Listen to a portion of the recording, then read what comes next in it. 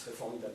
Pour des minima, donc pour des championnats aussi bien d'Europe que du monde, dans toutes les catégories. Ouais, c'est ça. Donc cette année, il y a les Jeux méditerranéens, il y a des championnats aussi pour les catégories jeunes, donc cadet, junior, espoir. Avec la crise du Covid, ça a été reporté, donc il y a beaucoup de championnats cette année. Et on a beaucoup d'athlètes, là, je pense, qui sont en mesure de se qualifier sur un grand événement au niveau international. Avant peut-être de laisser la parole aux journalistes ou à d'autres personnes, je voudrais peut-être qu'on parle des athlètes qui sont avec nous. Et on a Ali Chivet qui est avec nous, 20 ans, donc son longueur record à 6,18 m cette année à Miramar. Tu es un peu la favorite, on doit dire, de ton concours. Quelles sont les sensations actuelles pour toi sportivement? Ce sera la première compète de la saison, donc je ne sais pas trop à quoi m'attendre. Mais oui, je suis la favorite sur le papier, mais en réalité, on ne sait pas trop ce qui peut se passer. C'est un meeting, donc on verra bien. Et sinon, on va essayer de viser la gagne. Et puis après, de donner le meilleur. Et puis on verra les sensations, vu que ce sera la première compète. Donc finalement, c'est plus une compétition de rentrée où tu vas te jauger plutôt qu'une compétition où tu vas attendre un quelconque résultat. Ouais, mais je voudrais parfait quand même parce que c'est pas n'importe quel meeting, c'est juste à côté de chez moi, donc il y a pas mal de monde de ma famille qui viennent me voir et ça j'adore. Et après, le concept de la musique, j'adore aussi et je sais que ça va pas mal me motiver. Tu viens donc du SO Calais, pour ceux qui ne le savaient pas. Alors le SO Calais, c'est juste à côté. Calais, en fait, ça fait quoi finalement d'avoir un meeting de cette envergure-là, à côté de chez toi, et avec, tu disais, le soutien de ta famille, de tes amis qui vont venir t'encourager? Ça fait du bien parce que sinon, tous les week-ends, il faut faire de la route pour trouver des gros meetings, donc surtout en longueur. Donc non, c'est super bien. Et comme je l'ai dit, moi, être supportée par ma famille et tout, ça rajoute vraiment quelque chose. Donc non, franchement, j'adore. Okay. On parlait tout à l'heure de Saad qui est avec nous. Tu as donc 29 ans, tu as un record à 2,15 m et 8 titres de champion du Maroc. Tout à fait. Si je ne me trompe pas. J'ai pas 29 ans, mais bon. Ah, pardon. Okay. Une bêtise dans les erreurs statistiques. Saad, du coup, tu es un des seuls ou un des athlètes internationaux qui vont faire rayonner ce meeting. Qu'est-ce que ça te fait finalement de venir concourir en France dans ce type d'événement et puis avec un plateau, on le disait tout à l'heure, assez relevé? D'accord, en fait, c'est pas la première fois que je fais des meetings en France. Donc, je faisais des meetings depuis 2014 en France. Donc, je faisais des circuits nationaux et je faisais même des circuits internationaux. Donc, je fais pas mal de meetings internationaux. Du coup, franchement, je suis très ravi d'être ici. Et, je suis content pour sauter demain. Et j'ai hâte d'y être. J'ai hâte d'y être. Et du coup, ça sera ma deuxième compétition. Donc, on a vu avec le coach, franchement, je vous cache pas, on est bien, donc on attend juste que la perf qu'elle sorte, quoi. Donc voilà, quoi. Est-ce que tu es un peu comme Alice dans le saut en longueur et puis toi donc dans le saut en hauteur? Est-ce que tu es un peu dans cette optique de prise de sensation, de début de saison, ou alors vraiment là tu auras un objectif de résultat, quelque chose, tu parlais là peut-être de refaire un résultat, ce sera un peu l'objectif, j'imagine, pas venir que te jauger physiquement ici? Tout à fait. Donc on est venu, en fait, on a fait de la route, on est venu pour perfer. Donc oui, on a des... personnellement, j'ai des objectifs à atteindre. Donc oui, je ne vous cache pas, j'ai un objectif à atteindre. Donc j'espère que j'atteins ce objectif. Donc on est prêt pour sauter. Est-ce que ça t'arrive souvent de voir ce type de plateau, Axel en parlait, il y a quand même énormément d'athlètes au-delà de 2,15 m. Comment on aborde une compétition où il y a un tel niveau sportif? C'est motivant? C'est quelle sensation finalement? Ou est-ce que finalement c'est, j'ai envie de dire, c'est secondaire, ça compte pas? Ou alors il y a vraiment quand même un petit enjeu, le fait d'avoir du monde dans sa discipline? Je dirais c'est un avantage. Quand on fait, quand il y a un plateau comme ça, en fait, je viens de le voir d'ailleurs. Et en fait, ça te donne l'envie de... déjà, en fait, il y aura de la concurrence. Et chacun de nous, il va donner de son meilleur. Et du coup, non, ça m'arrive pas en fait que c'est pas la première fois en fait que je fais un meeting comme ça, qu'il y aura avec les athlètes très très haut niveau. Un petit objectif ou pas en termes de barre ou tu vois vraiment en fonction? Déjà, en fait, je voudrais faire les minima pour les jeux med. Donc, et en plus, je compte vraiment, je compte casser le record du Maroc. Donc, moi, je suis le recordman du Maroc indoor et le record outdoor, c'est 2,19 m. Donc, je veux bien l'effacer. Donc, je l'ai mis dans le viseur. Donc, je passe par ça et puis les minima pour les jeux.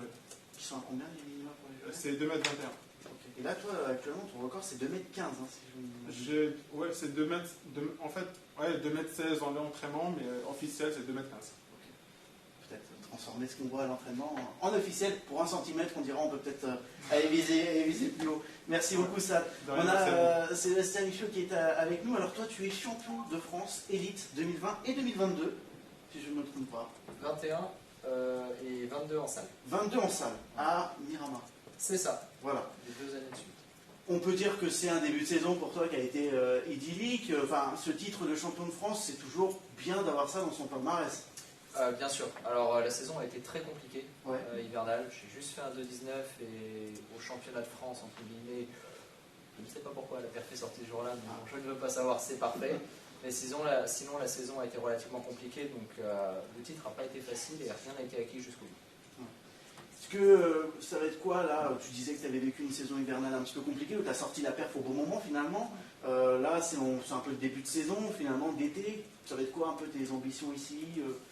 Alors, Nathan Ismar a prouvé déjà qu'il était très fort en début de saison, avec son 2,22 m. Taylor Minos a prouvé aussi qu'il était très très fort cette saison en faisant 2,18 m. Il y a 2 places pour les Jeux méditerranéens, donc à moi de prouver entre guillemets que je suis en forme et que je peux faire des performances pour pouvoir prétendre potentiellement à la sélection des Jeux méditerranéens. Justement, tu parlais de Nathan Ismar qui fait le 2,22 m. C'est ça. J'imagine que vous vous connaissez bien entre Français qui font du 100 hauteur. Je vois Quentin à côté, évidemment, même ça, voilà, vous vous connaissez. Je pense que c'est quand même un milieu assez petit. Le monde est petit, mais le monde de l'athlétisme peut-être encore plus, Axel. Mais Nathan Ismar, là, il va être là. Donc demain, l'objectif, ça peut être quoi? Ça peut être de le battre, ça peut être intéressant de se mettre à son niveau, si je puis dire, puisque la qualif, finalement, va se jouer aussi bien avec lui qu'avec d'autres Français. Ça va être pour les 2 places, c'est ça? Bien sûr, il y a 2 places. Alors après, franchement, la physionomie du concours, je ne pourrais pas la prédire à l'avance. On ne peut pas savoir exactement comment ça va se passer. Ce qui est sûr, c'est que lui, comme moi, même les autres sauteurs, nous allons nous donner à 200% pour pouvoir faire une performance le jour J et être, on va dire, au top de notre performance pour pouvoir répondre aux critères de la sélection. Donc voilà, il n'y a rien qui est écrit d'avance.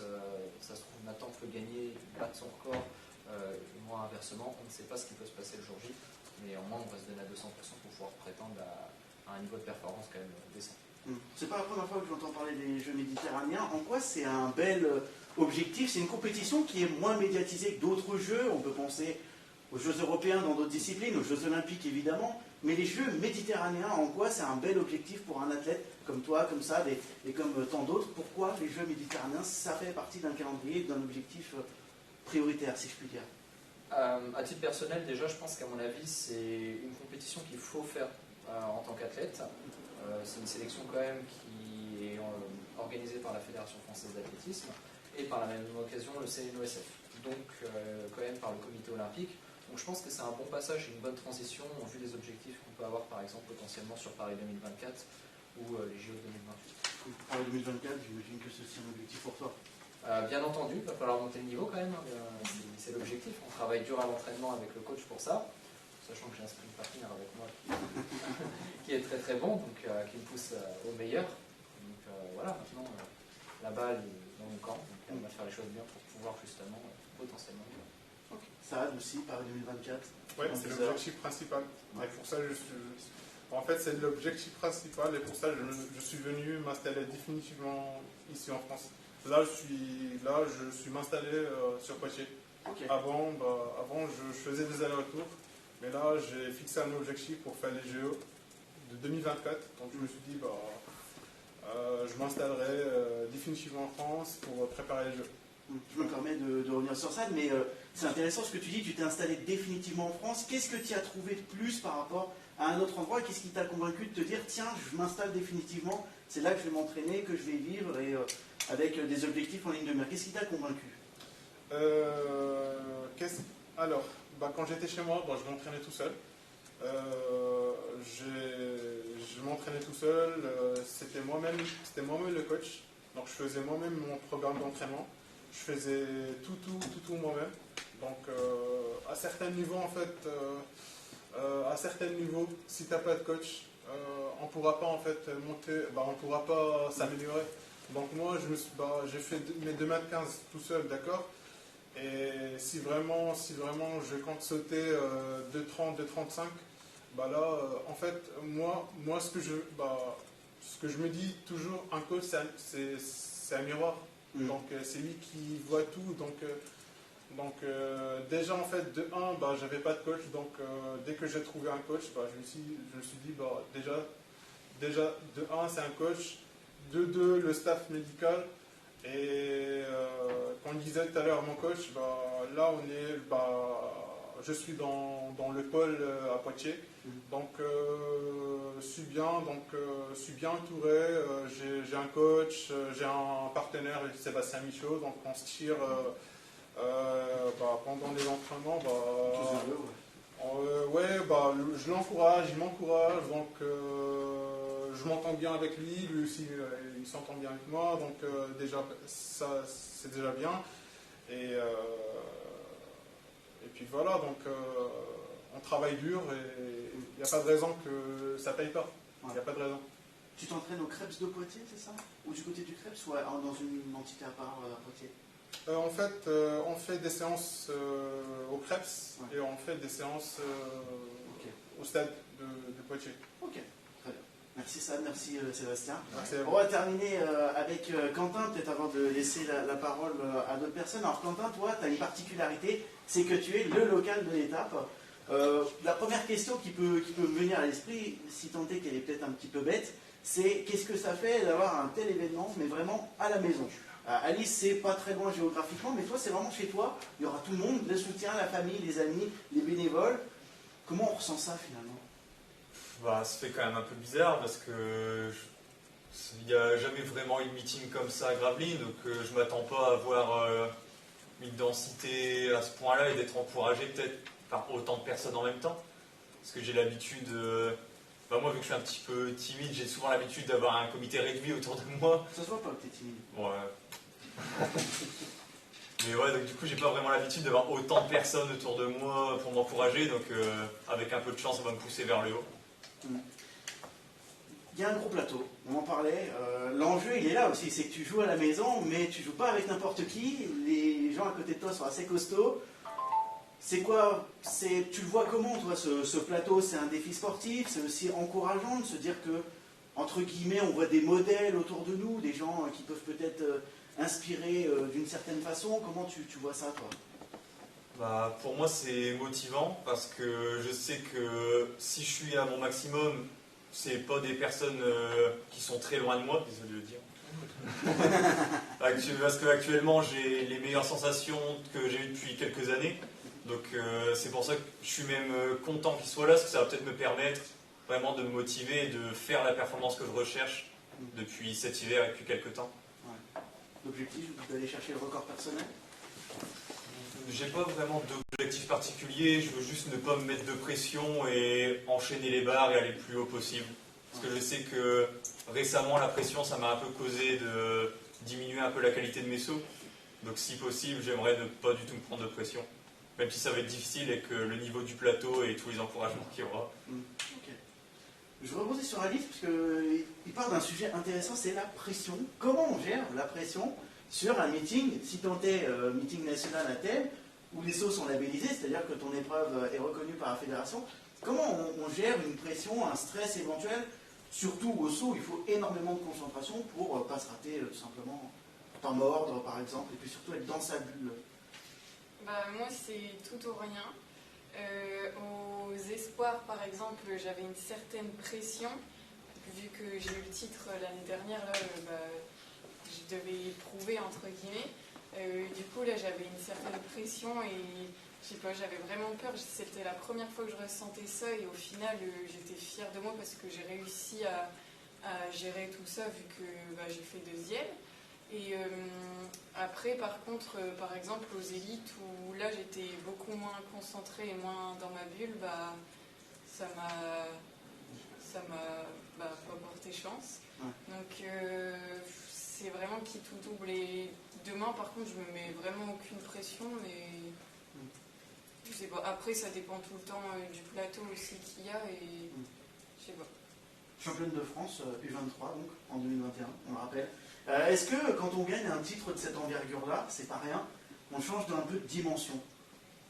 Oui, carrément, surtout que c'était pas du tout prévu. Enfin, j'aurais jamais dit ça un jour. Déjà, rien que passer la barre des 6 mètres l'année dernière, c'était vraiment une saison de rêve pour moi. Et après, j'ai toujours eu du mal à accepter mon titre parce que j'ai toujours dit que les meilleures, elles n'étaient pas là parce qu'elles étaient au championnat d'Europe.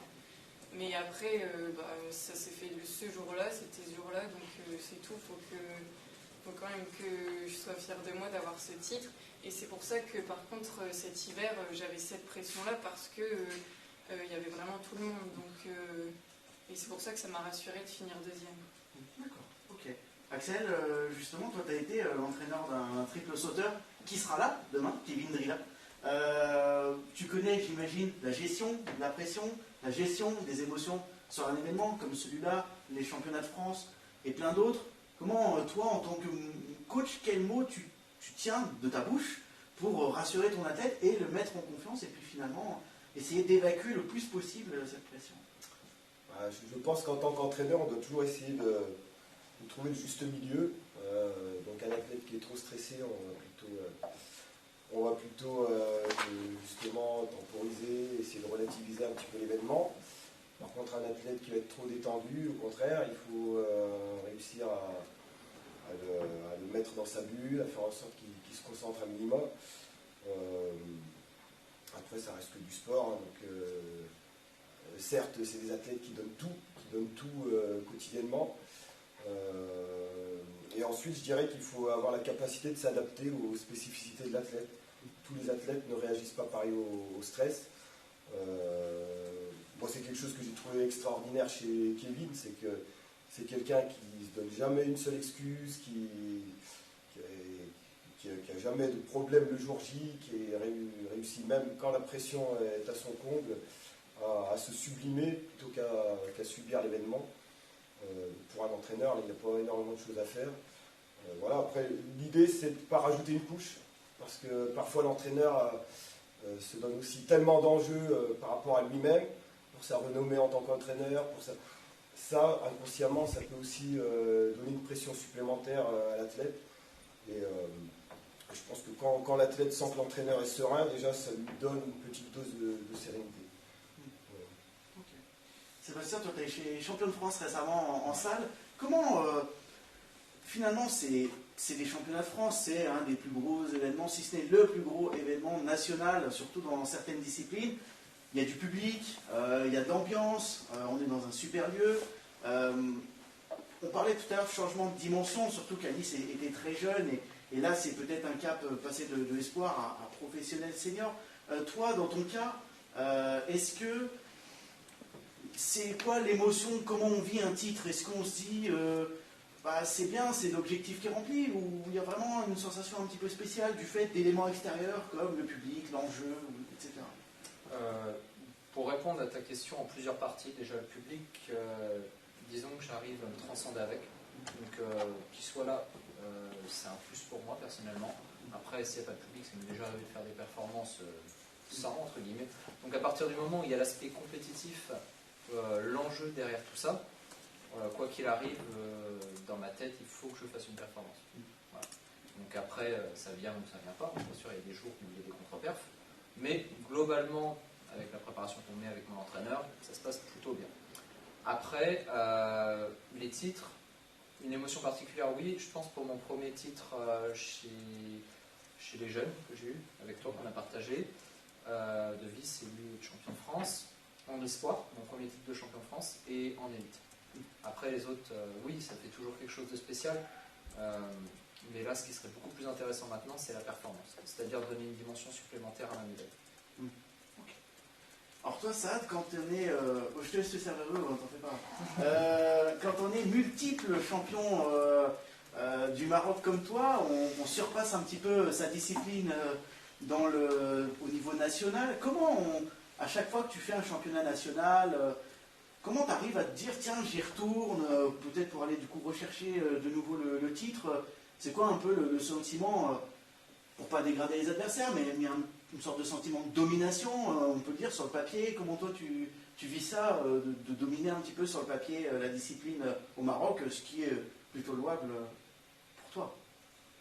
D'accord, en fait, depuis 2011, je gagne les championnats du Maroc. Depuis quand j'étais junior, je gagnais des championnats. Et du coup, ça m'est arrivé l'année dernière chez moi. Donc, il y avait un athlète qui voulait me battre. En fait, il disait mais ça, à chaque fois, il vient, il prend le titre. C'est bon, moi, j'ai envie de le battre cette année. Mais en 2021, je l'ai battu, même si j'étais... je me souviens très très bien, ce jour-là, j'étais pas en forme. Mais je me suis dit, ça, tiens, là, c'est les championnats du Maroc, donc je veux bien que tu remportes le titre. Donc, même si j'étais pas du tout en forme ce jour-là, et j'ai fini par gagner. Et du coup, c'était mon 8e titre national. Et moi, les championnats du Maroc, c'est quelque chose, quoi. C'est comme les championnats de France. Donc, tu vas, si la perf sort, d'accord, mais si elle ne sort pas, c'est pas grave. L'essentiel, c'est le titre. Ouais. C'est ça l'essentiel. Peut-être avant de passer à d'éventuelles questions, juste pour finir, Quentin, pour revenir un peu sur cet aspect de pression, on parlait le contexte là tout autour du meeting. Est-ce que toi, c'est plus un surplus de motivation qui va t'apporter quelque chose, ou ça peut être aussi un petit peu une dose de stress? Comment toi tu vois justement cette pression? Moi en général, plutôt que le stress, je ne vais pas forcément le ressentir physiquement, ça va surtout être mental, que je vais un peu changer ce que je fais dans ma course d'élan ou autre, qui au final va faire que ma performance diminue. C'est pour ça que par rapport au stress, c'est surtout un travail sur moi-même. Donc des fois, ça m'est arrivé d'essayer d'oublier le public ou oublier ce qu'il y a autour de moi pour travailler sur ça. Mais ouais, ça n'a jamais été très impactant pour moi le stress. Ok, très bien, merci. Est-ce que d'éventuelles personnes ont des questions pour nos chers athlètes et notre cher directeur d'épreuve? Pas de questions. Écoutez, on va en rester là, peut-être pour cette conférence de presse. Merci Alice, merci Axel, merci Saad, merci Sébastien et puis merci Quentin d'avoir été avec nous. Merci à tous ceux qui nous ont regardés évidemment en direct sur Facebook. N'hésitez donc pas à venir les voir évoluer demain à Gravelines à partir de 15h pour les sauts. Et puis évidemment, venez voir les courses, Axel, parce que les courses, il y a du plateau et puis il y a plein de petits jeunes du club de Quentin et puis de l'élan 59 à venir encourager. Merci de nous avoir regardés et puis on espère vous dire à demain pour voir les exploits de tous ces athlètes. Merci, bonne soirée.